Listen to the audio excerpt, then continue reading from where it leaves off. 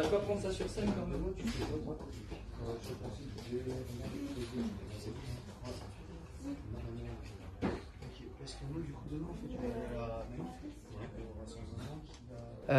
Au départ, c'est une provocation au monde du théâtre et au monde culturel des gens très sérieux et très honnêtes qui mentent en permanence sans se l'avouer.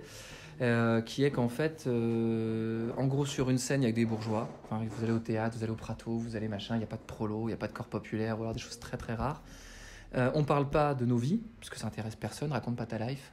Et surtout pas de politique, parce que ça risque de fâcher les gens.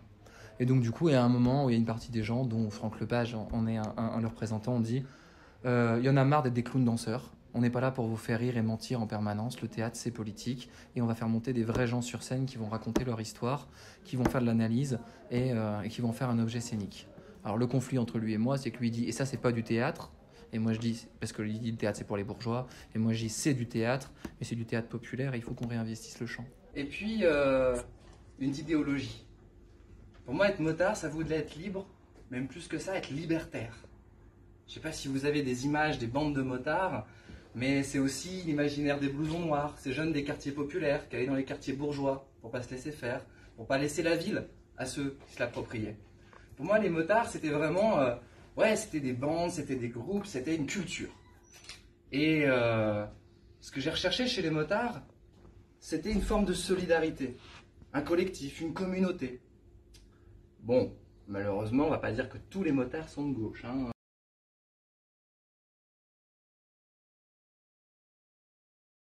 C'est compliqué parce que en fait c'est il y a la formation et l'objet. C'est-à-dire qu'en fait il y a la formation de conf gesticulé qui est une formation extraordinaire de 6 mois où du coup tu travailles ton histoire de vie, tu fais de la sociologie clinique, tu racontes des anecdotes et tu les mets en analyse de qu'est-ce que j'ai reproduit, de quoi je suis l'héritier, de quelle est ma place dans la société, tous ces rapports-là d'analyse des rapports de domination, des rapports sociaux.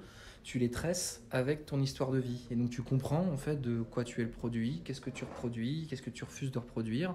Et tu vas chercher des lectures pour trouver des pistes. Et puis tu t'autorises à dire en fait c'est des bâtards. Ouais, c'est des bâtards.